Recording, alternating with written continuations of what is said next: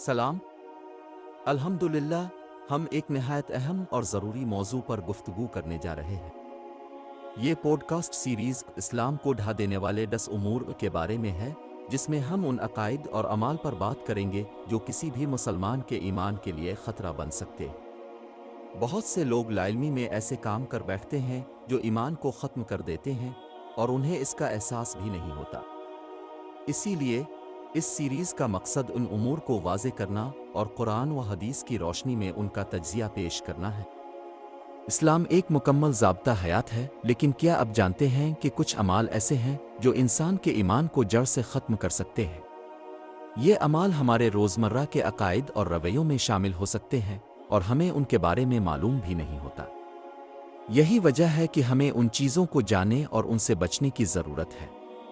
یہ pod cost series اسلام کو ڈھا دینے والے 10 امور پر مبنی ہے، جہاں ہم قرآن و حدیث کی روشنی میں ان خطرناک اعمال اور عقائد پر گفتگو کریں گے جو اسلام کے بنیادی عقیدے کے منافی ہیں۔ ہر قسط میں ہم ایک ایسے عقیدے عمل پر بات کریں گے جو کسی شخص کے ایمان کو برباد کر سکتا ہے، اور یہ جانیں گے کہ اپنے عقیدے کو محفوظ رکھنے کے لیے ہمیں کیا کرنا چاہیے۔ اگر آپ اپنے ایمان کی حفاظت کرنا چاہتے ہیں اور یہ جاننا چاہتے ہیں کہ کہیں لا علمی میں آپ کسی غلط عقیدے عمل کا شکار تو نہیں، تو یہ سیریز آپ کے لیے ہے۔ آج کی پہلی قسط میں ہم جانیں گے کہ ان 10 امور کی حقیقت کیا ہے اور ہمیں کیوں ان سے محتاط رہنا چاہیے۔ قسط 1، نواقض الاسلام کا تعارف۔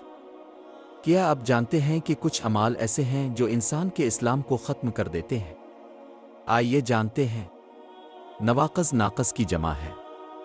ناقص کا مطلب توڑنا، فاسد کرنا، ختم کرنا ہے، اور نواقض اسلام کا معنی ہے کہ وہ امور جو اسلام کو توڑ دیتے ہیں، ختم کر دیتے ہیں، یعنی ان امور کے ارتکاب سے انسان دائر اسلام سے خارج ہو جاتا ہے، اور اگر اسی حالت میں مر گیا تو ہمیشہ ہمیشہ کے لیے جہنم میں جائے گا۔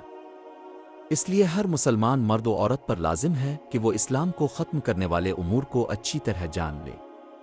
ایسا نہ ہو کہ کوئی مسلمان ان کفریہ امور کا ارتکاب کر بیٹھے اور اسے خبر بھی نہ ہو کہ یہ کفر ہے، جیسا کہ ان امور کو بہت سے اسلام کے نام لواءہ میں بھی دیکھا جا سکتا ہے۔